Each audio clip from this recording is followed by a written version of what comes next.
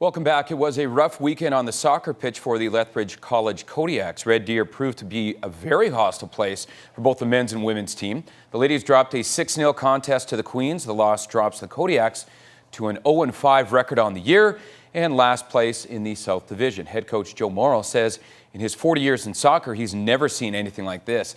His Kodiaks gave up 6 goals in a span of about 15 minutes. The Kings thumped Lethbridge by a score of 9-1. The men are also 0-5 on the season and in the South Division basement.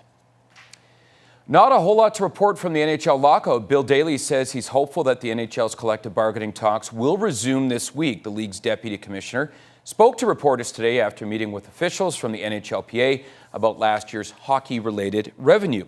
Switching to football, John Cornish has both embarrassed and disappointed the Stampeders organization. They say the Stamps are upset with what Cornish did during yesterday's game in Regina. As Glenn Campbell puts it, Cornish just couldn't turn the other cheek when dealing with Rider fans. John Cornish is a guy who likes to have fun.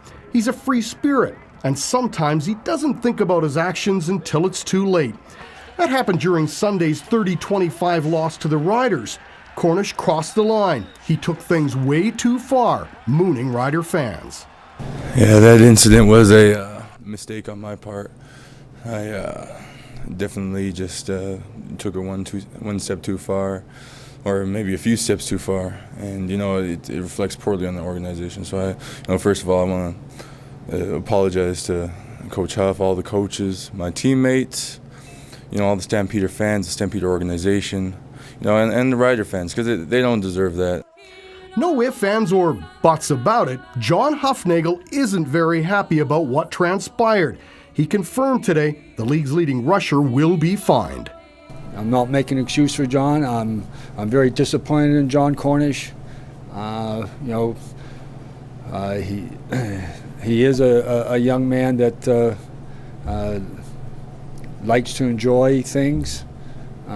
He took something way too far, and it needs to be dealt with. It was a bad call on my part. I should have never had any issue even doing anything like that. It was an extreme lack of judgment. Now, it was looking like the Stamps had lost more than just a game yesterday. Starting quarterback Kevin Glenn was knocked out of action late in the fourth quarter, but Hufnagel is confident his starting pivot will be okay for Friday night's game against Edmonton. It's not a concussion. He has a headache, but he went through the test this morning and everything's fine. It's whether or not the headache relieves itself between now and the game. I'm very optimistic, though.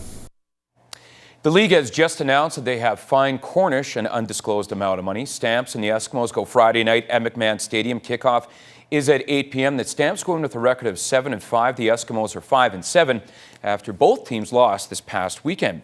And tonight's Monday Nighter in the National Football League is in Seattle. The Cheeseheads, or Packers fans, likely started tailgating around noon for this one in Seattle. Both teams go in with a record of 1-1 after their first 2 games. Game time is 6:30 Mountain Time tonight, and we'll have all the highlights for you this evening at 11:30. And there is your look at sports for now.